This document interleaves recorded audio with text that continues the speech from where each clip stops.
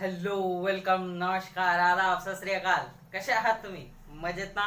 बघा मित्रांनो, शेवटच्या लेक्चरला आपण चॅप्टर फिनिश केला होता. चॅप्टरचं नाव होतं रिफ्रॅक्शन ऑफ लाईट. बरोबर आहे. त्या चॅप्टरमध्ये आपण रिफ्रॅक्शन या फिनॉमिनॉन बद्दल शिकलो. काय असतं refraction of light? When light is travelling from one transparent medium to another transparent medium, its changes its direction is called refraction of light. त्याच्यानंतर आपण बघितलं की why light changes its direction while going from one transparent medium to another transparent medium. It is because the velocity of light is different for different media. As the medium density changes, the velocity of light in that medium is also changes.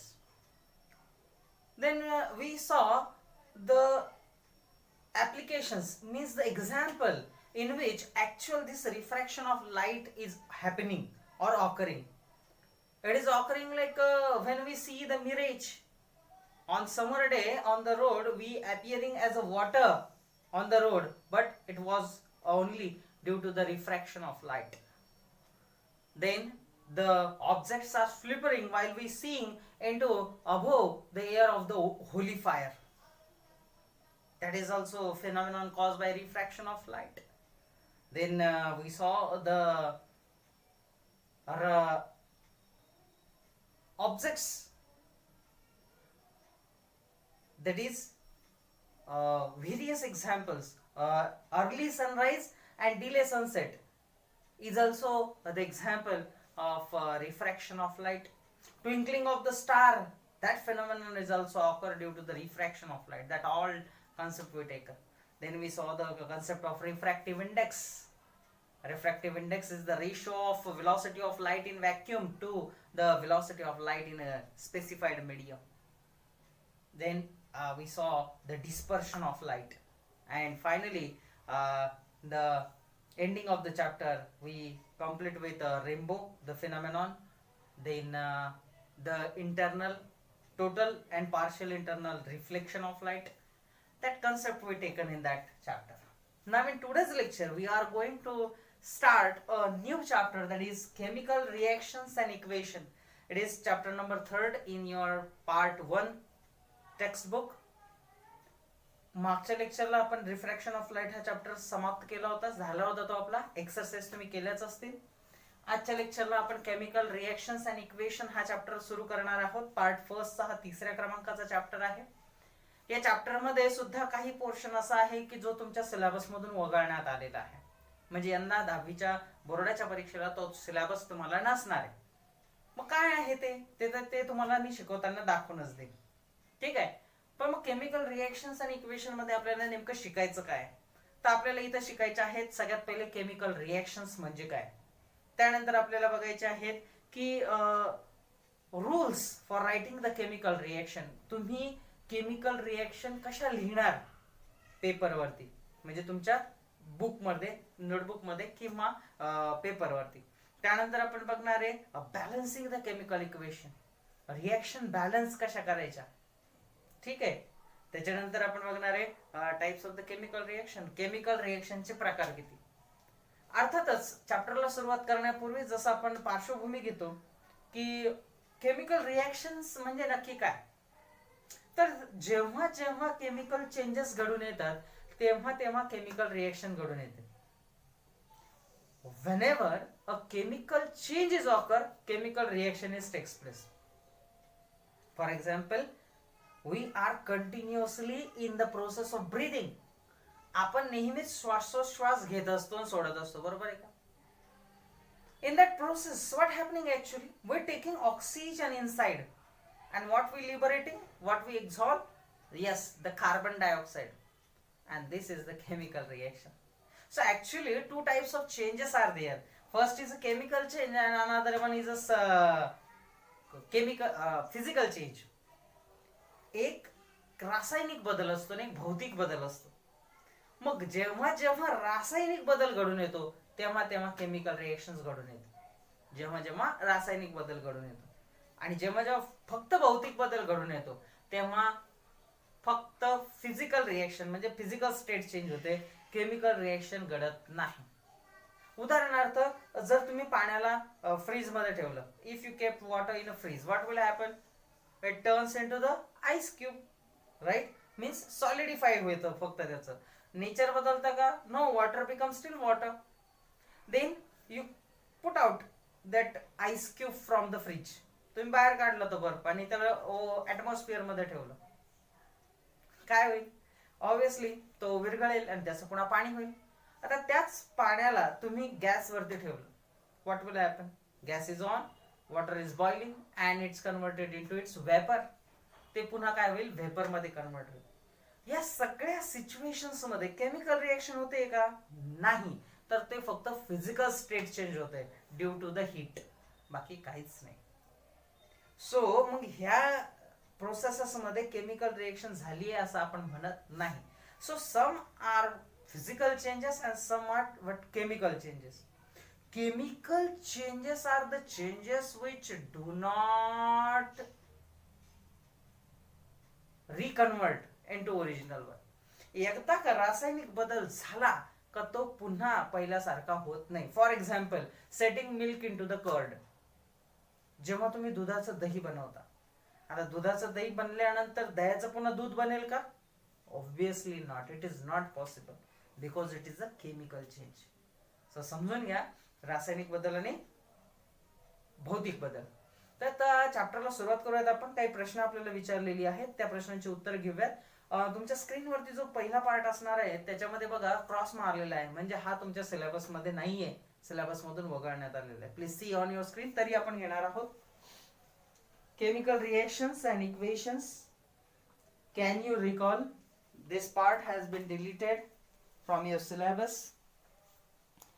Can you recall मध्ये पहिला प्रश्न आहे, what are the types of molecules of elements and compounds? Second question, what is meant by valency of the element? And third question, what is the requirement for writing molecular formula of different compound? How are the molecular formula of the compounds are written? त्याच्या खालचं पण घेऊन टाकू. In earlier standard, we have seen how compounds are formed by chemical combination of elements. We have also learned that the driving forces behind formation of chemical bond is to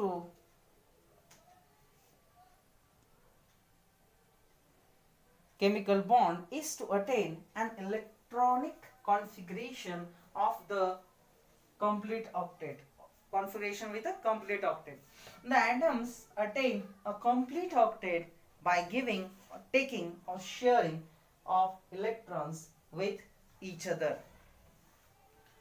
बघा मित्रांनो, इथपर्यंत आपण घेऊन टाकू. पहिला प्रश्न त्यांनी विचारलेला आहे की काय डिफरन्स आहे molecules of the element and molecules of the compound मध्ये. तर बघा, एकाच इलेमेंटचे एकापेक्षा ॲटम जेव्हा एकत्रित येतात तेव्हा त्याला मॉलिक्युल ऑफ द इलेमेंट असं म्हणतात. फॉर एक्झाम्पल, या निसर्गामध्ये जे मॉलिक्युल, जे सेम मॉलिक्युल प्रेझेंट आहे एकाच एलिमेंटचे, जसं बघा H2 हायड्रोजन, हायड्रोजनचे दोन ॲटम एकत्रित आला याला म्हणतात molecule of the element. Hydrogen या एलिमेंट पासूनच बनलेला आहे. जसं की O2 ऑक्सिजन. मग हे जे गॅसेस किंवा हे जे इलेमेंट आहे हे ज्या मॉलिक्युल मध्ये प्रेझेंट आहेत यांच्या प्रॉपर्टीज सेम असतात. तर दुसरीकडं when atoms of the different element combine together they form a molecule but their properties are different. बरोबर आहे.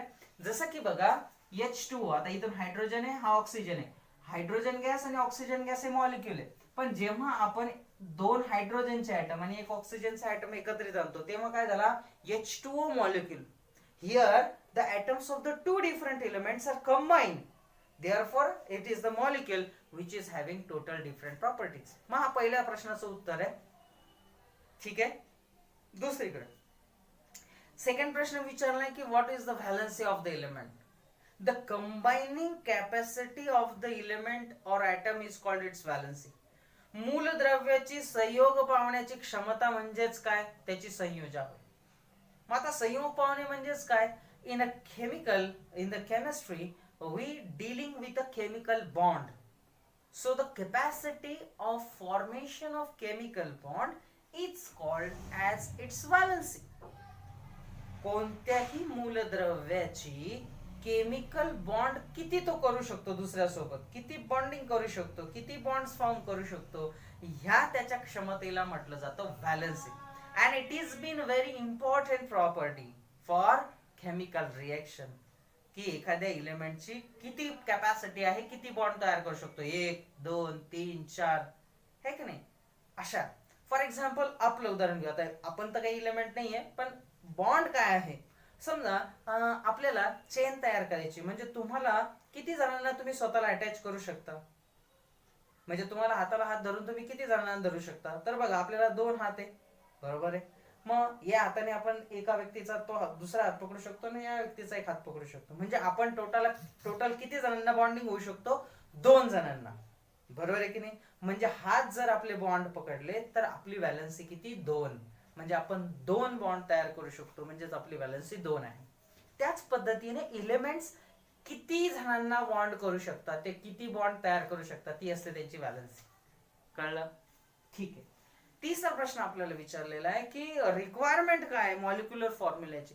तर तुम्हाला माहिती आहे की केमिकल रिएक्शन लिहित असताना आपण नेहमी एलिमेंटचं नाव लिहितो का, जसं हायड्रोजन आहे, ऑक्सिजन आहे, सल्फर आहे. मग नाही, मग आपण त्यांचे काय करतो, तर सिम्बॉल वापरतो.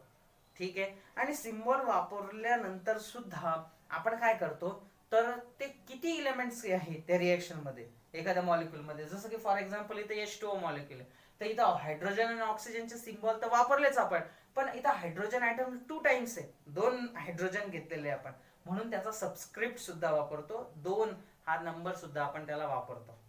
मग केमिकल रिएक्शन लिहित असताना मॉलिक्युलर फॉर्म्युला हा प्रचंड महत्वाचा असतो, ज्याच्यामध्ये आपण सिम्बॉल ऑफ द इलेमेंट वापरतो आणि तो किती प्रमाणात आहे, किती नंबर्स मध्ये आहे, याचा सबस्क्रिप्ट सुद्धा त्याच्यासाठी वापरतो. आल्या लक्षामध्ये. मग आपलं केमिकल रिएक्शन लिहिणं काय होऊन जातं, सोपं होऊन जाते. आणि तसंच आपण पुढे सरकलो आणि आपण बघितलं की हे जे बॉन्ड फॉर्मेशन होतं आणि केमिकल रिएक्शन घडून येतात, तर नेमकं कशामुळे होतं. हे घडून येतं त्याला कारण आहे की प्रत्येक मूलद्रव्य हा त्याच्या बाह्यतम कक्षेमध्ये 8 इलेक्ट्रॉन ठेवण्याचा प्रयत्न करतो. यालाच लॉ ऑफ ऑक्टेट असं म्हणतात. मग लॉ ऑफ ऑक्टेट म्हणजेच काय, each and every element try to attain a noble gas electronic configuration. Noble gases जे ग्रुप नंबर 18 मध्ये आहेत, त्यांच्या बाह्यतम कक्षेमध्ये 8 इलेक्ट्रॉन आहे. मग 8 इलेक्ट्रॉन असल्या कारणाने ना ते हे कोणाशी रिएक्शन करतात, ना कोणाला रिॲक्ट होऊ देतात स्वतःसोबत, म्हणजे रिएक्शन मध्ये भाग घेत नाही. मग बाकीचे 17च्या 17 ग्रुप मधले इलेमेंटची हीच धडपड असते की काहीही करून आपल्याला आपल्या बाह्यतम कक्षेमध्ये 8 इलेक्ट्रॉन मिळवायचे. मग त्यांच्या बाह्यतम कक्षात 8 इलेक्ट्रॉन नसतात. मग हे 8 इलेक्ट्रॉन मिळवण्यासाठी to complete their outermost electronic configuration octet, they either giving the electron, they either taking the electron, और दे शेअरिंग द इलेक्ट्रॉन. मग मूलद्रव्य त्याच्या बाह्यतम कक्षेमध्ये 8 इलेक्ट्रॉन पूर्ण करण्यासाठी एक तर स्वतःकडे इलेक्ट्रॉन असले तर देतो, म्हणजे जसं की एका मूलद्रव्याच्या बाह्यतम कक्षेत 1 2 किंवा 3च इलेक्ट्रॉन, मग त्याला पाहिजे असतात, 1 असला तर 7 इलेक्ट्रॉन दुसऱ्याकडून पाहिजे असतात, 2 असले तर 6 पाहिजे असतात आणि 3 असले तर 5 पाहिजे असतात, जे की अशक्य गोष्ट आहे. मग त्यावेळेस तो मूलद्रव्य काय करतो, इलेक्ट्रॉन देण्याची वृत्ती ठेवतो. तर दुसरीकडे काही मूलद्रव्य असे की ज्यांच्या बाह्यतम कक्षेमध्ये 5 6 किंवा 7 इलेक्ट्रॉन असतात. मग आता ज्यांच्याकडे 5 इलेक्ट्रॉन आहे त्याला फक्त 3 इलेक्ट्रॉनची गरज आहे, मग तो अशा वेळेस काय करतो, इलेक्ट्रॉन घेण्याची वृत्ती ठेवतो. ज्याच्याकडे 6 आहे त्याला 2 इलेक्ट्रॉन पाहिजे, मग असा पण काय करतो, 2 इलेक्ट्रॉन घेण्याची वृत्ती ठेवतो. आणि ज्याच्याकडे 7 आहे तो तर फारच इगर आहे, त्याला 1 इलेक्ट्रॉन पाहिजे म्हणजे पाहिजे, म्हणजे तो 7 देत नाही, तो 1 इलेक्ट्रॉन घेतो. पण मग मधल्याचं काय, ज्याच्याकडे 4 इलेक्ट्रॉन आहे बाह्यतम कक्षामध्ये, जसं की कार्बनचं इलेक्ट्रॉनिक कॉन्फिगरेशन, कार्बनचा ॲटॉमिक नंबर आहे 6, त्याचं इलेक्ट्रॉनिक कॉन्फिगरेशन आहे 2,4, त्याच्या बाह्यतम कक्षामध्ये 4 इलेक्ट्रॉन आहे. आता 4 आहेत, याला 8 पर्यंत जायचंय, मग एक तर याला पॉसिबिलिटी काय आहे, एक तर 4 इलेक्ट्रॉन द्या किंवा 4 इलेक्ट्रॉन घ्या, इक्वल. पण मग जेव्हा अशी कंडिशन येते एखाद्या ऍटम समोर की जेव्हा त्याला इक्वल नंबर ऑफ इलेक्ट्रॉन द्यायचे किंवा घ्यायचे त्याचा ऑक्टेट पूर्ण करण्यासाठी, अशा वेळेस तो ऍटम टेंडन्सी कशाची दाखवतो, शेअरिंगची. ना तर तो इलेक्ट्रॉन देतो, ना तो इलेक्ट्रॉन घेतो. ठीक आहे. मग या इलेक्ट्रॉनिक कॉन्फिगरेशन मुळे काय होतात तर बॉन्ड्स तयार होतात आणि केमिकल बॉन्ड्स मुळे काय होतात केमिकल रिएक्शन घडून येतात. हे इलेक्ट्रॉन दिल्या किंवा घेतल्याने किंवा शेअर केल्याने. आलं लक्षामध्ये. मग याचा पुढचा भाग बघून घ्या एकदा स्क्रीनवरती पुन्हा एकदा. Chemical reactions. Some scientists of the 18th and 19th century carried out fundamental experiments on chemical reaction. They proved from their experiments that during the chemical reaction, composition of matter changes and that change remain permanent. 18व्या आणि 19व्या शतकामध्ये वैज्ञानिकांनी काही प्रयोग केले, रासायनिक अभिक्रिया केल्या आणि या रासायनिक अभिक्रियांच्या द्वारे त्यांनी असं दाखवून दिलं की रासायनिक अभिक्रिया घडून येत असताना त्या सबस्टन्सेस मध्ये काही परमनंट चेंजेस घडून येतात, काही स्थायी बदल घडून येतात जे कधीच बदलत नाही. On contrary, during the physical changes, only the state of matter changes and this change is often temporary in nature. आणि दुसरे जे बदल असतात मॅटर मध्ये घडून येणारे ते असतात भौतिक बदल, की ज्याच्यामध्ये फक्त त्या मॅटरची भौतिक अवस्था बदलते पण त्याची रासायनिक अवस्था बदलत नाही. मग अशा प्रकारच्या बदलांना त्यांनी फिजिकल चेंजेस असं म्हटलं, हे की नाही. बघा 18व्या आणि 19व्या शतकामध्ये वैज्ञानिकांनी भरपूर साऱ्या एक्सपेरिमेंट केले, भरपूर सारे प्रयोग केले. या प्रयोगामध्ये त्यांना असं दिसलं की काही ठिकाणी काही रिॲक्शन्स मध्ये मॅटर मध्ये परमनंट चेंजेस घडून येतात. म्हणजेच त्यांच्यामध्ये जे बदल घडून आले ते पुन्हा कन्वर्ट होत नाही पहिल्यासारखे. मग त्याच्यामुळे त्यांनी केमिकल चेंज म्हटलं. आणि दुसरीकडं जेव्हा काही पदार्थांमध्ये फक्त भौतिक बदल घडून येतात म्हणजे फक्त अवस्था बदलते, जसं solid to liquid, liquid to gas, जसं सुरुवातीला आपण वॉटरचं बघितलं. पण मग त्यांच्यामध्ये काहीही स्थायी बदल नसतात, मग ते इंटरकन्व्हर्टेबल असतात. वाफेपासून आपण पाणी बनवू शकतो का? अर्थात. वाफ थंड केली तर त्याचं पाणी बनतं, त्याच पाण्याला फ्रीजमध्ये ठेवलं सॉलिड आईस बनतो. म्हणजे हे चेंजेस इंटरकन्व्हर्टेबल आहे. त्या सॉलिडला बाहेर काढलं फ्रीजच्या पाणी बनेल, त्यालाच गरम केलं वाफ बनेल. मग हे कंटिन्युअस इंटरचेंजिंग असतात, याला फिजिकल चेंजेस असं म्हटलं. आणि दुसरीकडं जे परमनंट चेंजेस असतात जे पुन्हा वापस पहिल्यासारखे होत नाही त्यांना केमिकल चेंजेस असं म्हटलं गेलं. तर हा होता आजच्या लेक्चरचा पार्ट, जो की तुमच्या सिलेबसला नाहीये पण तरी चॅप्टर मध्ये आहे तर आपण घेतलेला आहे. उद्याच्या लेक्चरला एक चार्ट आपण बघणार आहोत, त्याच्यात काही उदाहरणं तुम्हाला दिलेली असणार आहे की कोणकोणते चेंजेस तुम्हाला ओळखायचे आहेत ते. ठीक आहे, तयार राहायच्यासाठी की कोणकोणते चेंजेस आहेत तुम्हाला जे ओळखायचे, फिजिकल कोणते आणि केमिकल कोणते त्यातले. ठीक आहे, चला तर मग भेटूयात पुढच्या लेक्चरला. तोपर्यंत stay in home, stay happy and keep learning.